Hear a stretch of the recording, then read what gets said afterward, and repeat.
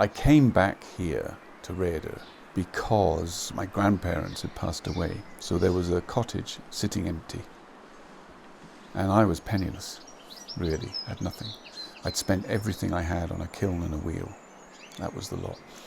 And so we had this little cottage to live in for, I think we stayed in there for about 18 months while we got going. And I've now been here for 35 years. And it's a beautiful place to live. I've got the most amazing view from my yard across the mountains towards Aberystwyth. The River Wye is 2 fields away. So I always tell people I live on the banks of the Wye, but it's a very long and slow bank. And I happen to live only 2 miles from the Elan Valley, where there's the range of lakes that go up.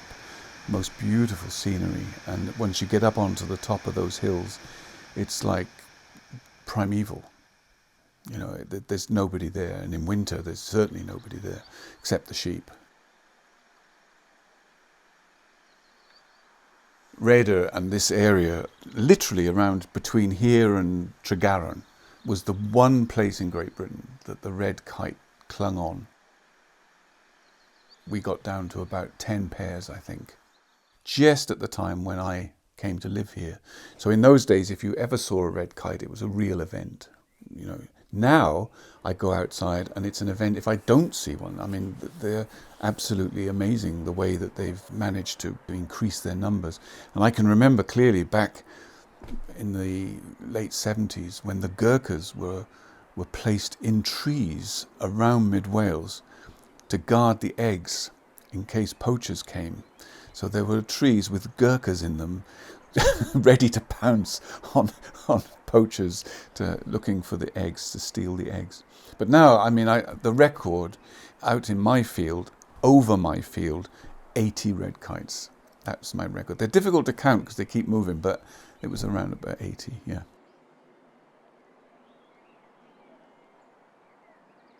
People sometimes tend to think that a potter sits in a sort of rural idyll and just sits at the wheel all the time making pots, and that's not how it works. I mean, I think I spend probably less than a quarter of my time actually making pots.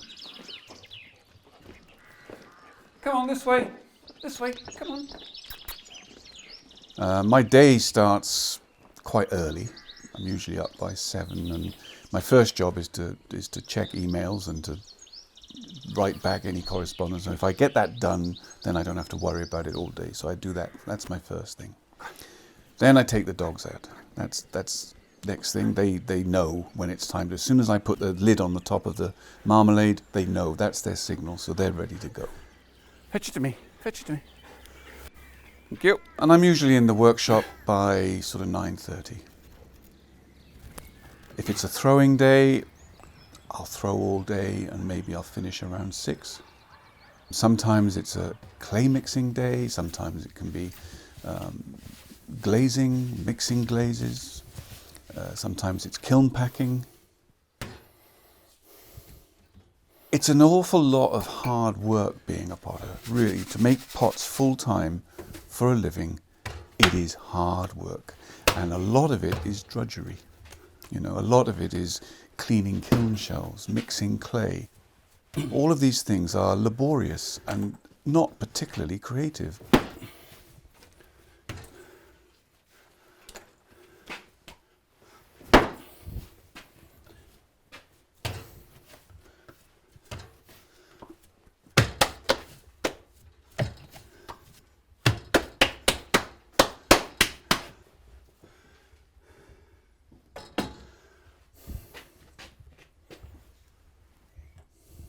I'm quite happy working in it's not so much a tradition, I think it's more of a genre. And my influences are many. I mean, sometimes people look at my work and they kind of mistakenly see just a very small influence, but in fact the influences are many. I've been influenced by Korean pottery always, since starting. I ended up married to a Korean lady, but I was interested in Korean pottery right from the very beginning. certain Japanese pottery, not all Japanese pottery by any means, but certain Japanese pottery. Late medieval German salt glaze, 17th and 18th century English slipware, American settler pots, pots that were made all up the east coast of America from North Carolina right up into New York. Mostly pots made by German and Dutch immigrants. So there was a huge connection between what they were making because they'd made it first of all in Europe. All of those influences fed their way into what I was trying to do. And then much later on I became influenced by Bernard's pots, the pots themselves, and by Hamada particularly. And here, this one, that's a Bernard Leach. And I really like this pot because apart from the fact that the decoration is so immediate and so simple in many ways, but quite sophisticated in others, I also like the fact that it's an ash glaze, and I've always worked with ash right from the very beginning. I worked with wood ash, so that's an ash glaze that Bernard made using wood ash and local clay, the red clay from St Earth, which is near St Ives. And this one is Hamada, and I make quite a lot of press molded pots. Some years ago, I had a period when I had a really bad back, and I wanted to get off the wheel for a bit. I wanted to move, the bending over. So I made some molds and started making press molded bottles. So that's why I've sort of picked this one out, really, because it's press molded. But such vibrant brushwork, brushwork done not prissy. It's not done with your tongue between your teeth, It's just bam, bam, bam. But it's the confidence and that little element of genius that Hamada had that creates something like that. And this one.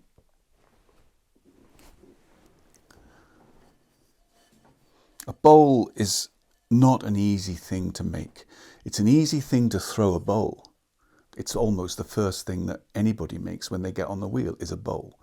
But to get the tension right between the rim and the form, it's almost something that you can't describe.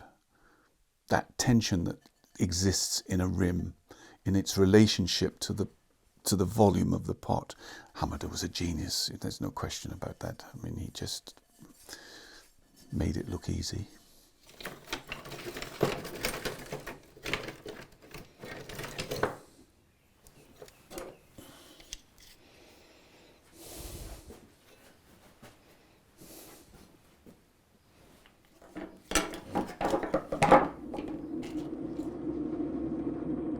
The fun part for me is the throwing.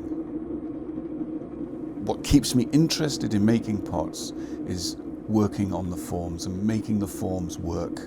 So if I get an idea for something, the challenge to make that work, that's what keeps me interested. And I very much enjoy that aspect of it. I don't design on paper very much. I do draw and I do sketch shapes and ideas, but generally throwing for me is like drawing in the air.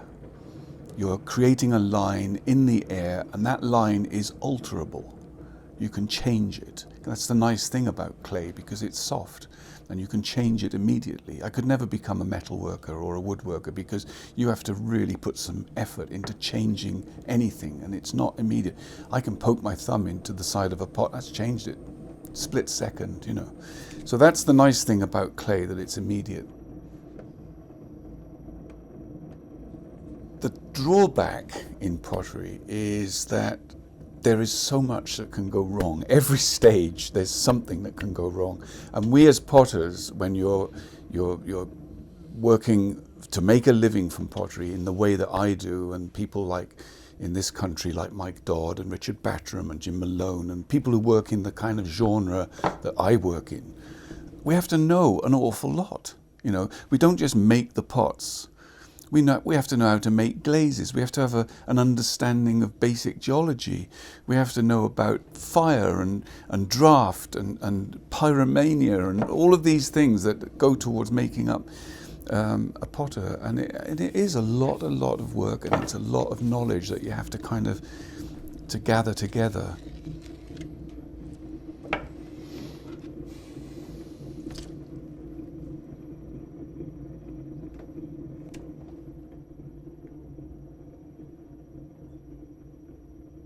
I try to use local materials if I can. I find that I'm somewhat limited here because most of the rocks that surround me, and it's rock that we use to make glaze, that's the basis of glaze.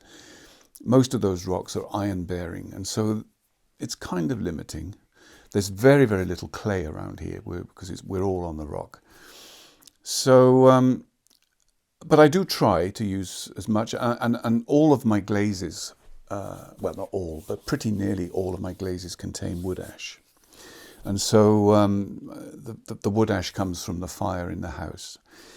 I use a clay which I dig from the woods on the other side of town, and I use that as a slip. It's not a clay that you can throw with. It's a terracotta, not very plastic clay, so you can't throw with it, but I use it as a slip. So this is one of the few local materials that I can use. It's a very, very coarse earthenware clay. It fires to a terracotta flower pot colour, even though it doesn't look like that now, but it's got quite a lot of iron in it. And I use it as a slip, particularly for when I do the finger wiping to get that nice sort of red colour.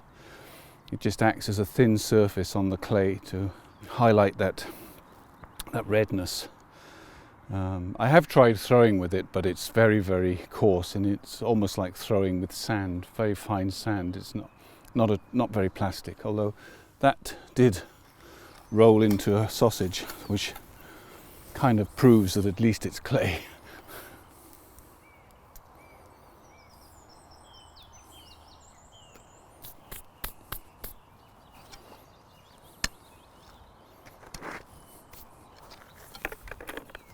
I'm not a big decorator. I mean, I'm not a decorator in the sense that, I use lots of brushwork or many different pigments and different sort of techniques, complicated techniques of wax resist and layer on layer. And I'm not very good at that, and I don't do it. On the other hand, I find it very difficult to let a pot go through without some form of decoration. So most of my decorations are in the clay. Either in the clay or through a coating of slip. So I might draw through a white slip to reveal the body underneath. I might coat a pot in the local clay slip, which is a sort of reddish colour, and then glaze it and then wipe that glaze away to reveal the slip underneath. Something that I call finger wiping. Sometimes I'll use stamps and impress the pot with stamps, or use a wooden tool with a comb on it to draw.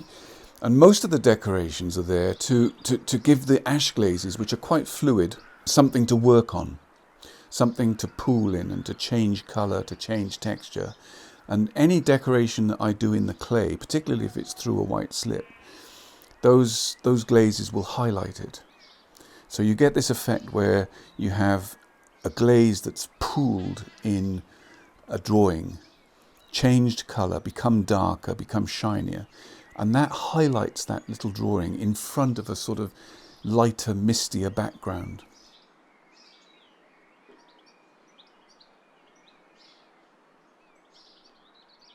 Firings don't always come out perfectly well. I've got 2 kilns at the moment. I've got 3 kilns, but 2 kilns that I'm using at the moment.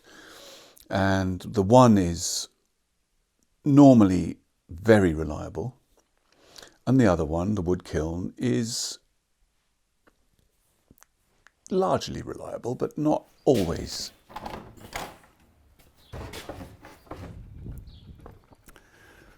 Right, dog, let's go see what we've got in the kiln. Come on. when you put an exhibition together, like the one that I'm putting together now for the Goldmark Gallery, that takes a little while. And the pots for that exhibition, I've been putting the best aside for almost 18 months.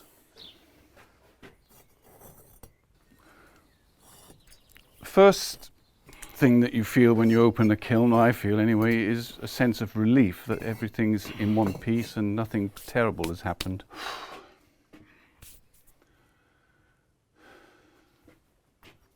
I can see that it's just got a little bit hotter in the front than usual, which is a surprise because it's a very tight pack, so I didn't think it would get to the front quite as much, but it has. You can see that cone is well down. So maybe just a fraction too hot in the front, but that's about right. And you can see that side and that side are quite different, and this is the slightly hotter side. But I still think it's come out well.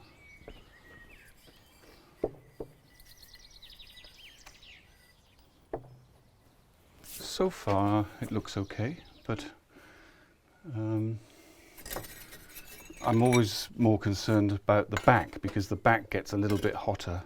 So if the front has got hot, then I'm slightly worried that the back might have overfired a little bit, but I put glazes at the back that quite like a little bit of extra heat, so hopefully it'll be okay.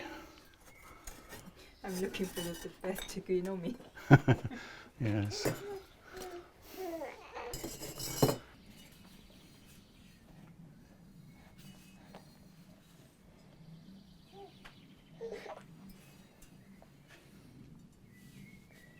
It's okay.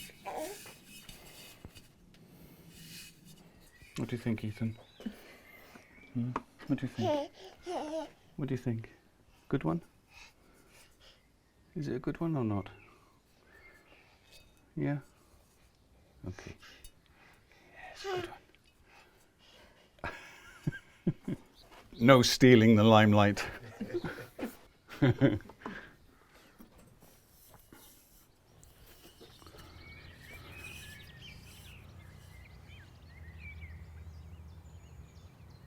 I think that pottery is at a bit of a crossroads, actually. I think that in recent years, the colleges in this country, some of them have closed, a lot of them have closed their courses. Those that are left are concentrating more on a sort of conceptual path away from making pots and away from using the wheel, which I find worrying and a bit sad, really. I think that, the way that the colleges have sidelined the wheel is reflected in some of the ceramic magazines, for instance, which now no longer feature pots anymore. And I think that's sad. I think that we have a situation where it's easy to think, well, who's going to be teaching what I do in 20 or 30 years' time when I'm gone and when other potters in my sort of genre have gone? We're all dead and buried. Who's going to be working then? Who's going to be teaching? And on the one hand, I think these things are cyclical. I think that, fashions change, and I think probably there will be a movement back towards that sort of more earthy and basic way of making pots that people tend to understand. Not so much these sort of conceptual art ceramics that people do often find difficult. And I also think that this move of the last 10 to 15 years, where particularly urban potters living in central London, central Manchester, Birmingham, and they all seem to be making this rather bland porcelain, glazed white or with a very pale celadon, tablewares. And I kind of think, well, on the one hand, people are perfectly at liberty to make whatever they want to make, and I would never stop anybody doing that. But these things are often, I often look at them, I think, well, actually that would be better made in a factory. They show no sign of adventure, no sign of clay as a once plastic soft material that, you know, they've robbed all that away from it. And we have this kind of banal, dead and banal sort of porcelain, which to me would be better made in a factory.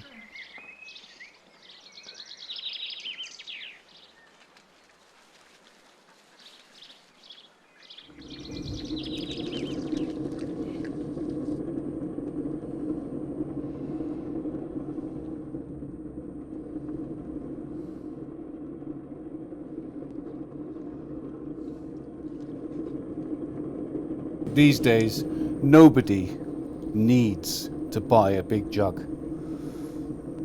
For a start, it's quite rare, I think, that people would serve a lot of drink from a big jug, you know, ale or anything like that. You just don't these days. You buy them in bottles or whatever. People don't need them. So why are they buying them? They're buying them partly because they want to feel a connection between the pot and the maker and themselves, and partly because they see it in the same way that someone else might see a sculpture. It's an object. It's got line, it's got shape, it's got form, it's got orchestration, all of those things, and people just like to have them around and look at and to appreciate and feel the sort of historic connection in the object.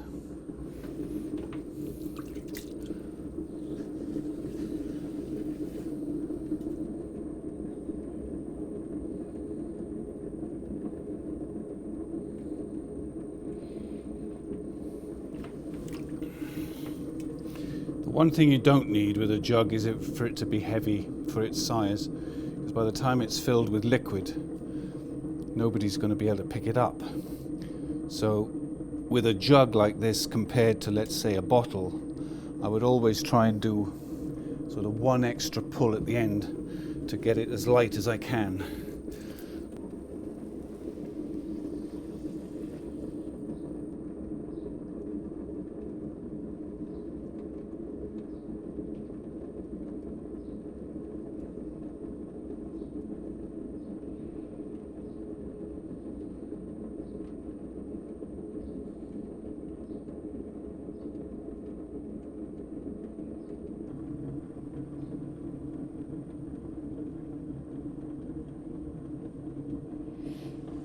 I tend to use a bank card as my rib. Yeah. For this kind of work, I find them the best.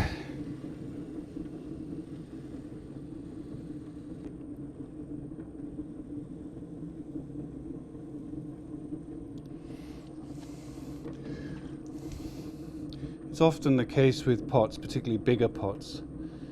I find that the refining of the shape takes longer than the pulling up of the mass, so that, you know, you get the height, and then getting the shape right and refining the shape and getting it exactly as you want it takes longer than the actual throwing.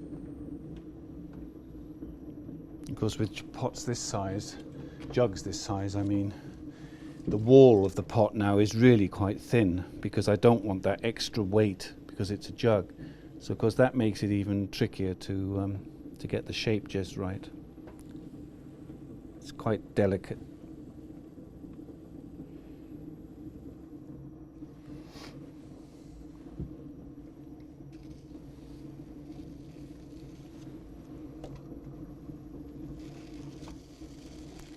And I'm always bearing in mind my glazes and the glaze that's going to be on the pot. So I'm thinking now, okay, let's say this is going to have one of the ash glazes. The ash glazes rely on ridges and engraving or marks of some description for them to pool on and to flow into. So I'm just putting a little bit of a concave profile into that rim here, so that the ash glaze will sit on that ledge there and create a slightly different texture and a different colour.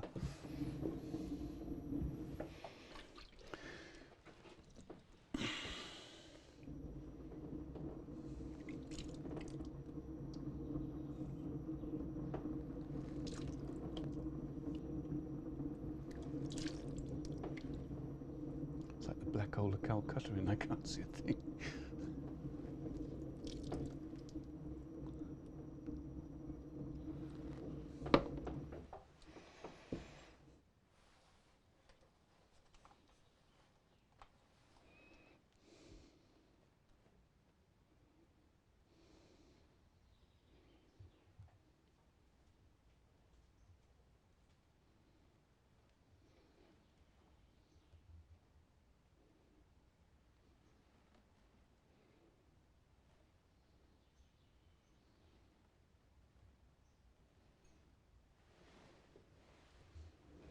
Then I'll turn it away from me and just gently hold it and bring it back up like that.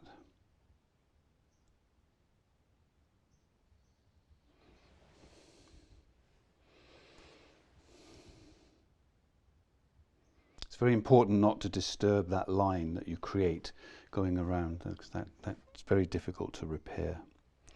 So just try not to touch that. That's it.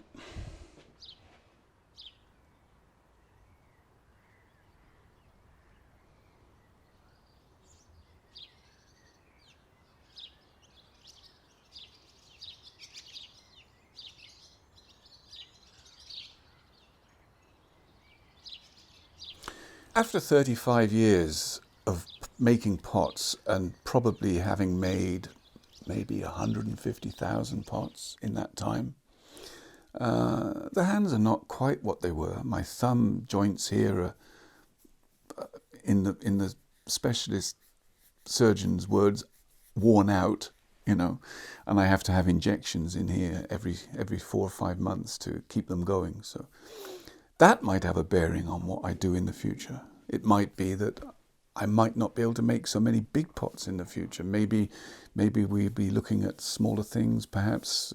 I don't know. But certainly carry on making and developing and trying to get better. We always, you know, all through the time I've made pots, I've always thought the next firing is going to be the best one. And you have to think like that. If you sit back and think, that's it, I've done my best, then you might as well give up. You've always got to be looking to do something better.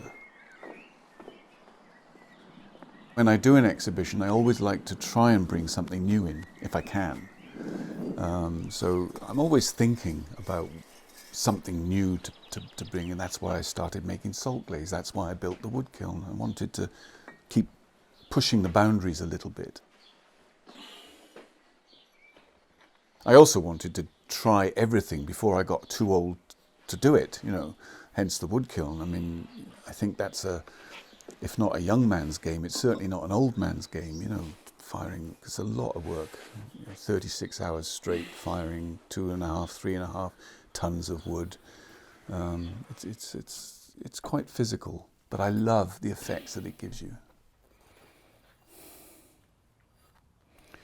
This hakame, or what the Koreans would call kuyal, is something I've been working on for a little while now, which is not surprising as my wife is Korean, so I get to see quite a bit of it from time to time. And these are the latest and I think most successful that we've managed. The clay has a lot of iron in it, so it's very dark. And what's taken me a long time to get right is the glaze to put over the top of it.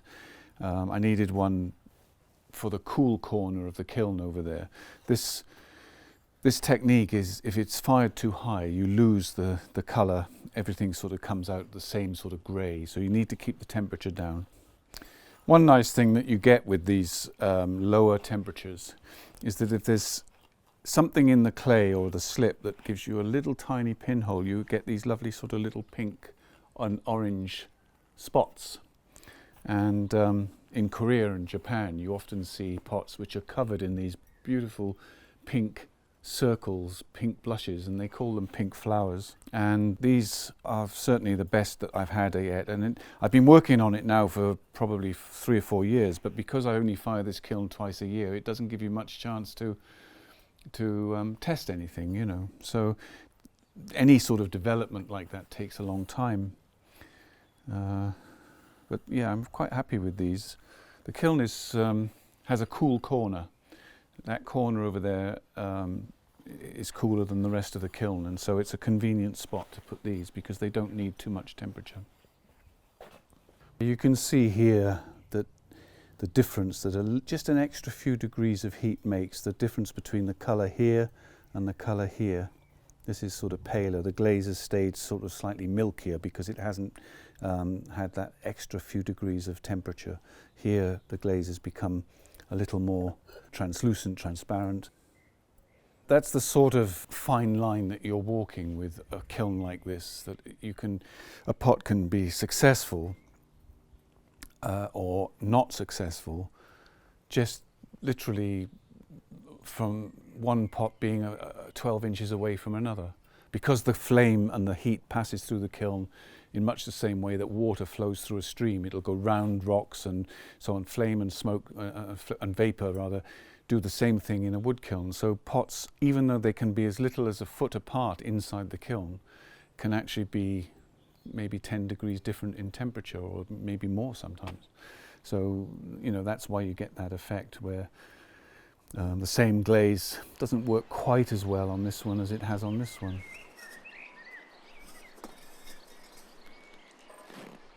So for the future, gosh, I'm not sure. I think I just carry on making pots, and I've been working flat out for the last 6 months, 100 miles an hour, and now we have a new baby. He's coming up to 7 months now, and for the first time since the year that John Lennon was killed, that was 1981, I think, or 82. For the first time since then, I've actually booked a holiday. So we're going away for a week to Anglesey next month. So that'll be interesting, going on the beach with my new son, baby son, and think about where I want to go with it next.